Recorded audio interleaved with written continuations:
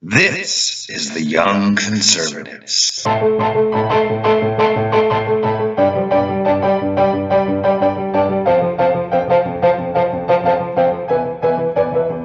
nigga stole my bike!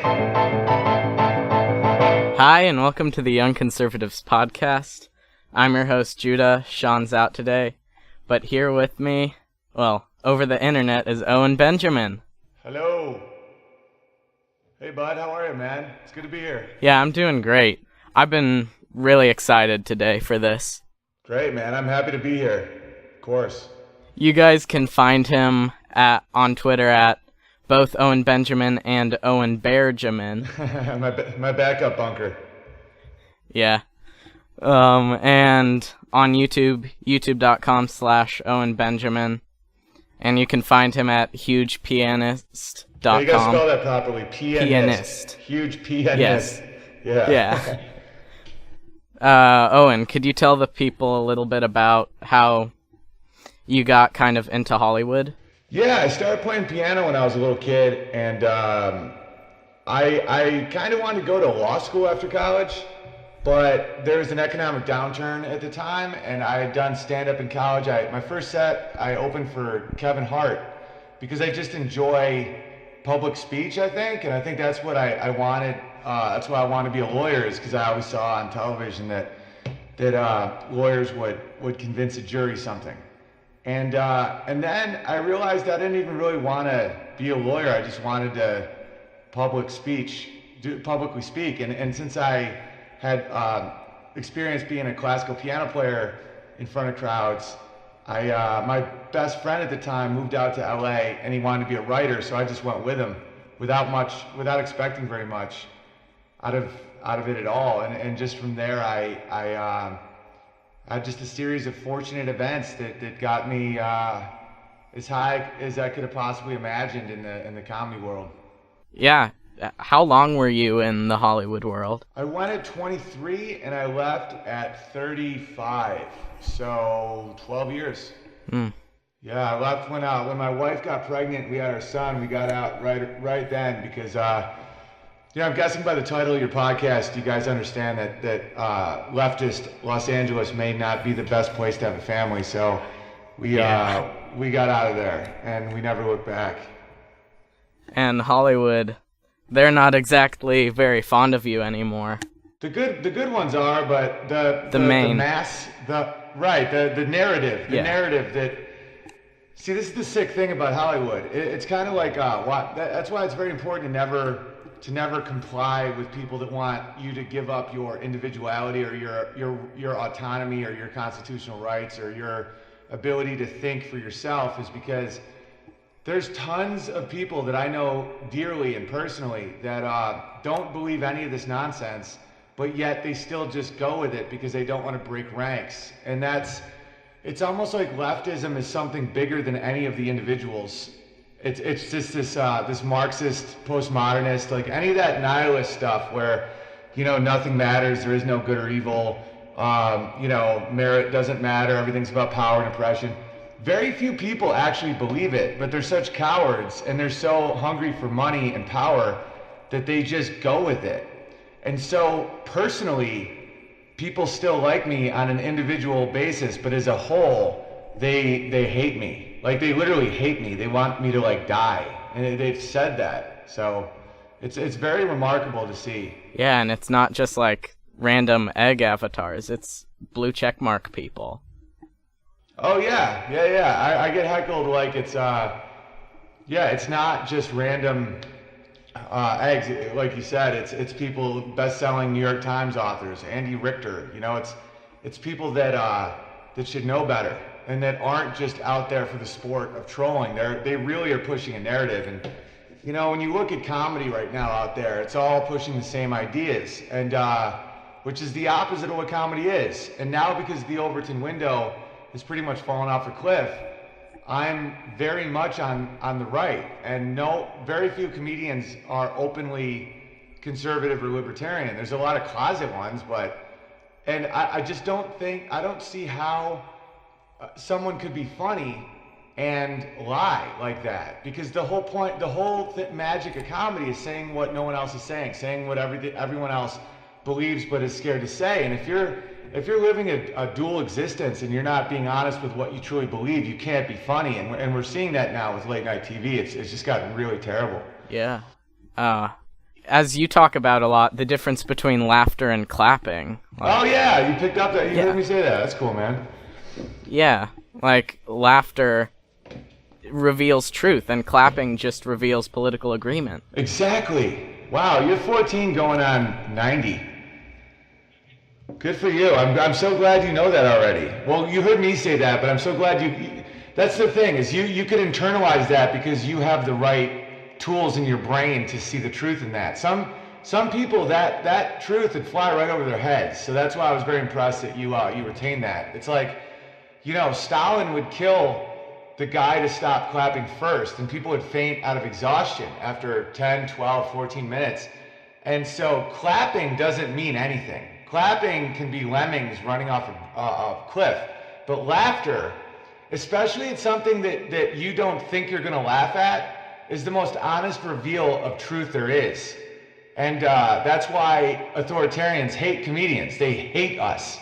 Whether it's Nazis or communists, a lot of times artists and comedians are killed immediately because they are not operating in the same realm as authoritarians. Like they clearly can point out why things are wrong. And that's why America is such a special place with freedom of speech and the right to bear arms, because it makes it just so much harder for authoritarians to get past that.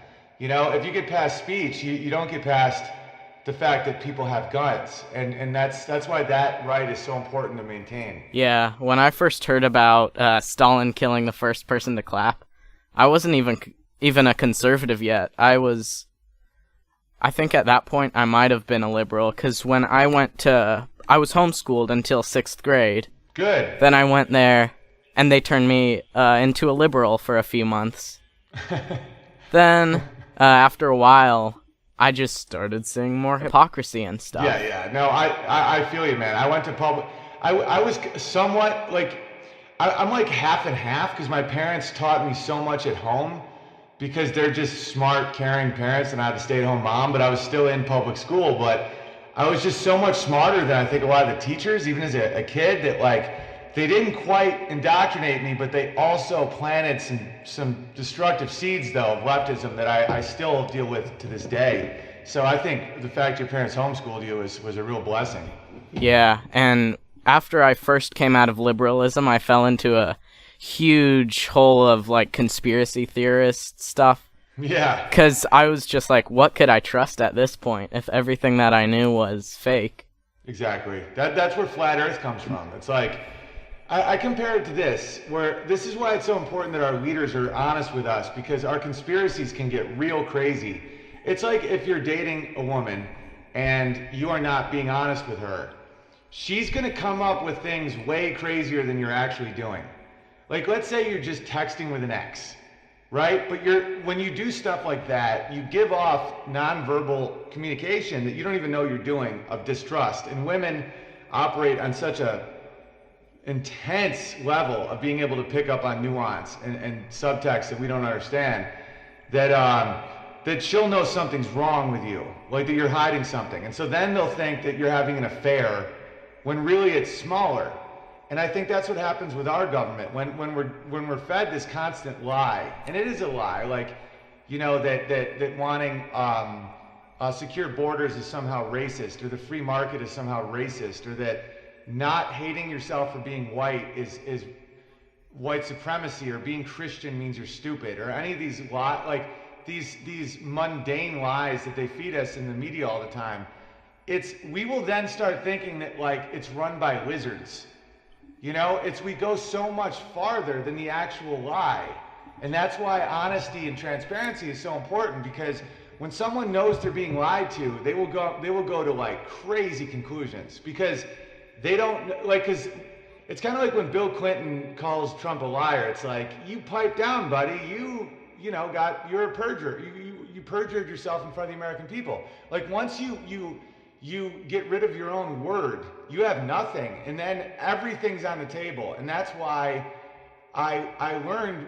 I'm married with a child and another child on the way, and one lesson that I learned that I'm sure your parents have taught you, because you seem like you have such a good head on your shoulders, but is don't lie to your wife. You know, you can about her haircut or something, but like a secret life will always ooze out of you, and that's when women become crazy. So like really stand up, because if not, you end up being around a crazy person your whole life. And if you're straight up with your wife, and she knows that at any time she could take your phone and look through it, they won't do that, because they actually start trusting you, and then they don't act crazy. It's really remarkable, and it took me a long time to learn that, and if I could give a 14-year-old advice, that would be what it is. Yeah, that's great.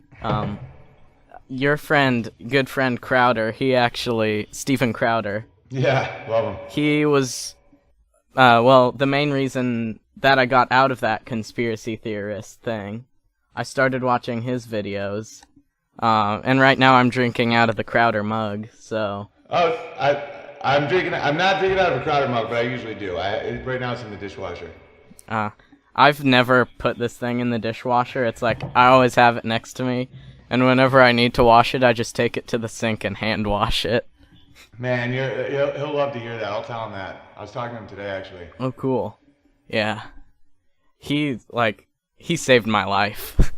I feel like. Yeah, he's a very, very, very positive role model for young dudes. So is Jordan Peterson. Yeah. You know, I think Jordan Peterson has saved a lot of people from self-hating atheism. Like that he bridged that gap between Christianity and the modern world very well. And I think he brought people back to Christianity that would have been lost. And he also brought men back to responsibility and pride that would have been lost by these propaganda machines. So both Stephen Crowder and Jordan Peterson, I think, are both just doing incredible work right now. Yeah, both. Because Crowder holds himself very accountable. Crowder doesn't do propaganda. Crowder will feel terrible if he says something that he later finds out isn't true. And, you know, to his own detriment sometimes. I mean, he works so hard that it's fairly mind-blowing. And but he really follows the straight and narrow. And because I think he knows the oblivion that he would face if he let himself slip at all, because he's a very extreme person. So that's why out of that comes such a great man, because he has to just be very disciplined with himself, because he knows without that he'd be dead, like literally. Yeah, and I think one of the main reasons I was drawn to him, as you talk about too, your voice, the sound it makes when you're telling the truth. Right.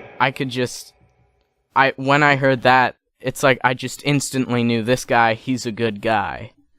And he knows what he's talking about, and he's not gonna lie to me. I can't believe you've really listened to me over the months here. That's really cool, man. Because it's true. There's a vibration that happens because I can tell, because I know when I'm just not even thinking and I'm just in the zone and I'm just speaking as directly from the heart as possible. Those are the times in my live streams or in my videos that people are like, that was awesome. And it's not because what I say is necessarily that profound or anything. It's that it's as true as I can articulate my feelings. And that can't be, like, you can hear it, you know? And then when you listen to Stephen Colbert, you can hear the opposite. And when you compare it, it's not even close. Like when you listen to Aziz Ansari do comedy, and I've been mocking that guy for years now, and everyone has been like, you're a hater. And now that all this is coming out, it's kind of hard to not take a little pride in it. Yeah, and your Baziz. Yeah, Baziz, I'm sorry. Your Baziz things, that was hilarious. Yeah, thank you very much. Yeah, and you also hold the thing that the mass of Hollywood doesn't like. You hold the controversial position of being against turning your kids trans at a super young age. Of course. Yeah. I like, that's one of those things where, like, there's stuff. I can be friends with people who believe in the welfare state. I can be friends with people who believe in socialized medicine. I can be friends with a variety of people. I can be friends with people that are pro-choice, and I'm not pro-choice. But I can't be friends with someone that will say that a child should be able to determine their own gender at 4 and then start taking hormone blockers. I literally want to put these people in jail, where I'm like, you're deranged, and that's child abuse, and that's sick. So I don't even think there's a debate, and I think that anyone that is on board with that is an evil person. So that's where I stand with that. And when I said that, Hollywood has this way of just saying vague stuff like, we're against bullying, or we're against violence, or we're against rape. It's like, point to someone who's done it, and let's know who you're talking about. Because I did that. I said that guy has a trans kid, and he's big in this like Hollywood scene, and he's a child abuser. And I said him by name, and I tweeted at him. And everyone lost their minds, because in that hall of mirrors and leftist BS, it's like you can't handle that. You can't handle someone actually pointing you out, because that's what they're all terrified of, because they all have some kind of thing like that. And I'm not going to be all righteous about most human indiscretions. Everyone doesn't always hit the mark. As Peterson said, the word sin means to miss the mark, and none of us shoot perfectly. But if that isn't missing the mark, that's evil to do that to a child. They have a 40% chance of suicide. That's higher than people in Auschwitz, so that's not societal, and it's just really cruel. So that's what I think about that. Yeah, that's child abuse. 100%. Yeah, and you gotta protect the kids. There's no debate there. There's no debate. You gotta protect the kids. Yeah, and Hollywood is just, the mass of Hollywood they're pushing these people as good people for saying, yeah, a kid can be trans and be put on hormone blockers if he wants to. Dude, think about how much you've changed since you were 2, and you're only 14. Now try being 30. Yeah. It's like, it's disgusting. And, yeah, I mean, I don't know where, like, I don't know if were you raised Christian? Yeah. Yeah, so I've been apologizing to a lot of my super Christian friends, because they called a lot of this stuff a while ago, and I thought they were being hyperbolic when they were saying that if you accept certain things in society, basically the slippery slope thing, and they were right, and so I just think that they deserve a lot of credit for seeing that coming, and I didn't see that coming at all. It took me so by surprise. Like gay marriage, I thought was a no-brainer, where it's like, yeah, I have a right to get married. Why shouldn't anyone have a right to get married? And then within 10 years, we're already talking about trans kids and pedophilia apologetics people. It's like, all right, turns out the Christian right was accurate on that. So I might backpedal a little bit. Yeah, I saw, what was it? Not Slate, the other S1, I think. They wrote a thing about they were apologetic to pedophiles and being like, it's not their fault. Oh, God. No, that's when people have to start dying. It was, Jezebel. Yeah. Yep. Yeah, and Salon. Yeah. Yeah, these people have to go. Yeah, that's the hill to die on. I'm not dying on a hill for gay marriage or any of that stuff, but when it comes to pedophile, any issues with pedophilia, or any issues with anything that has to do with kids, like, I will literally die defending that. Like, there's no fear, and that's the one thing that happens, because I'm a father of a 1.5-year-old, and I have a pregnant wife. That's why I gotta go pretty soon. I got about 5 more minutes with you, but I gotta, as much as I can help her, I will. But there's certain moments when you go, and you're completely free when you learn that you're willing to die for something bigger than yourself, and to emotionally die, like I did with Hollywood, where I'm still painted on the wall of the Hollywood Improv. Like, I was in the Hall of Champions, my picture's on the wall, and that, you die twice in life if, like, if something like that happens to you. You know, like if you're a pro athlete and you blow out your knee, you know, you die twice. And so when I was blackballed from that arena, it did feel like a sense of death, and then and then you're reborn on the other side with a completely different perspective. But that was very difficult. But it's like when it comes to kids, it's a no-brainer. If it was about like people saying that I have white privilege or any of this other nonsense that I've argued with, I would have backed down. I would have, you know, given a half-assed apology and been passive-aggressive and been like, yeah, Beyonce's great. But like with kids, it's like there's no hesitation in my eyes with that. There is no like fear. And it's like the more they go down this road, the more they'll see people really start planting flags. And the left can block you on Twitter, but the right is usually pretty heavily armed. And I just don't think they want to go down those roads. Yeah. If it came to the two sides actually fighting, it wouldn't be good for anyone, but I think I know who would win. It's not even close. The state of Texas could take the rest of the country. Yeah. Like literally the state of Texas could beat the rest of the country. And that's not even counting like conservatives and libertarians in California, Alabama, Arkansas, Idaho. You know, we're talking about like, I live in New York State, and my county is red. The county I was born and raised in is red.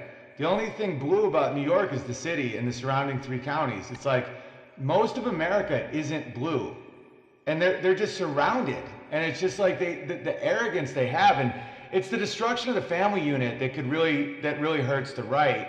Where if we don't keep our eyes on the prize and keep our ethics and keep having kids and getting married and keeping our morality, that's how they win. They win by grinding us down with our own impulses. But if they don't do that, I mean, it's not a fair fight. It's literally just, I think we'd lose like 4 dudes, and it would be because they got in like a car accident.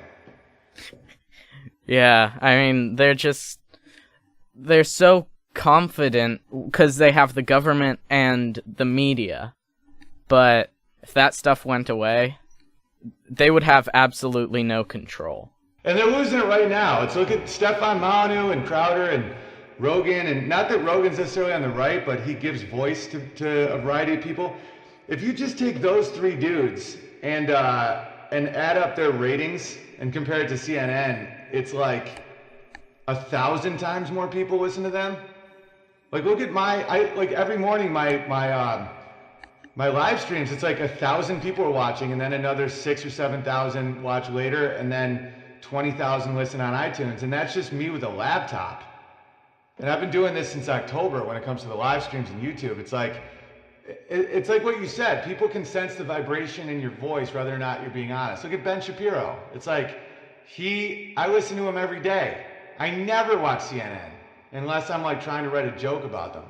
It's like it's funded by the government. It can't possibly be funded by advertising or any of that because their ratings are terrible. Yeah. You know, they'll get 20,000 viewers, like 20,000 including total. airports. I've done shows live in front of more people. I did the O2 Arena 4 times with the Impractical Jokers. That just those 4 nights added up to 55,000 people. That's more people than CNN's entire audience with a television. And that was live. And that's me, just a random guy. Wow. There's so much more power in the individual than the group. Oh my God, it's true. Like the group is dumb and the individual is smart. You know, it's all it takes. You know, it's like the show me 10 honest men and God wanted to destroy, you know, Sodom and Gomorrah. Because I think the point of that story is that like it doesn't take that many people to turn a ship around.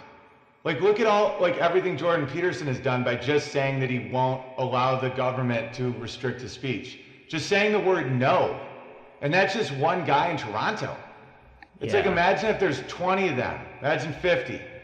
Just like the individual, and that's why Christianity is so hated by authoritarians, is because Christianity empowers the individual. Look at what one man can do. One. with his own sacrifice. And that's why that terrifies anyone that's in the expansion of the state business. And that's $1 trillion business, and they have the biggest army in the history of mankind. So it's a real fight. And but see, the thing is the soldiers are more right wing. Like the people the military, the people who own the military are left. They're leftists. But the people who fly the planes and have the guns are not.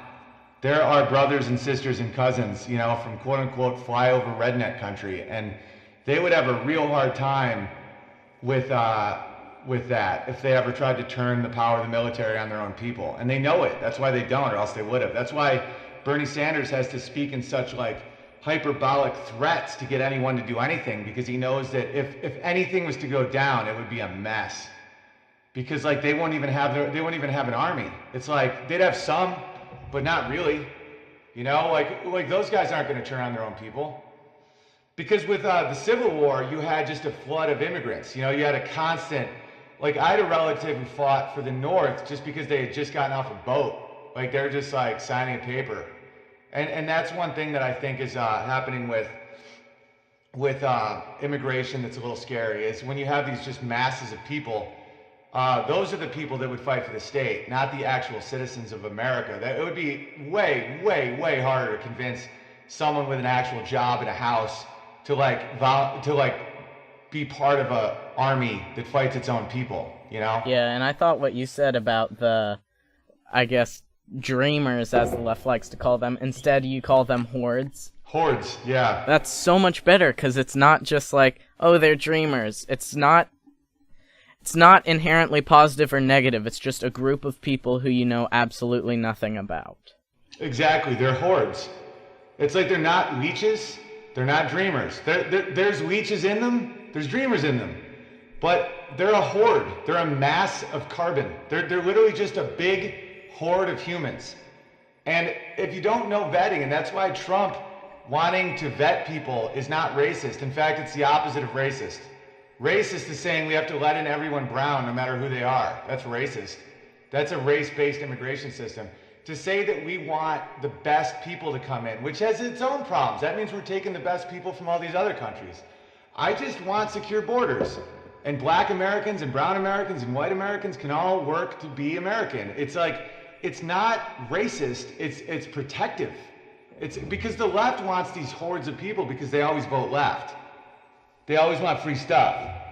And like the Native American white, you know, when I say Native American, I don't mean Indian, I mean like Native Americans are more likely to vote right, especially males. Like I think it's 80% of white native-born American males like lean right wing, because it's like we know the game, we know the culture, we know how to do buy low, sell high, we know the family unit, we know all this stuff. We don't need Bernie Sanders to collect half our money and give us back 5% worth of resources. Like that's not for us. But the people coming in just want the free 5%, but it's on our 50%,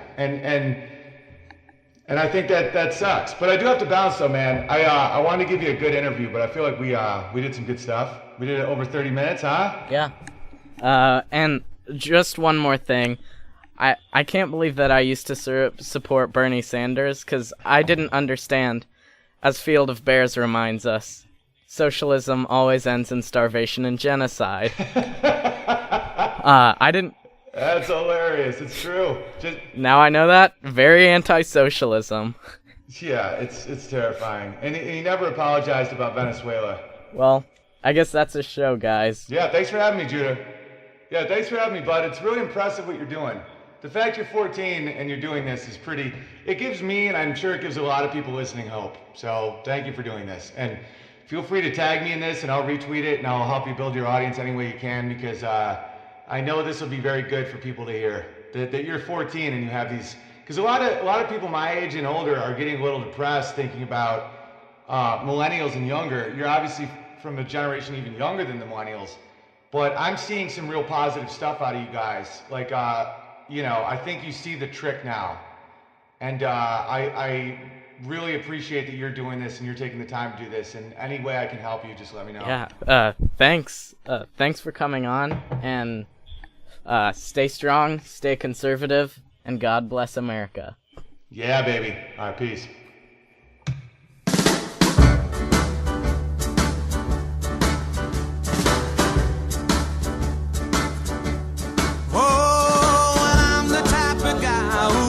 Settle down where pretty girls are. Well, you know that I'm around. I kiss them and I love them, 'cause to me they're all the same.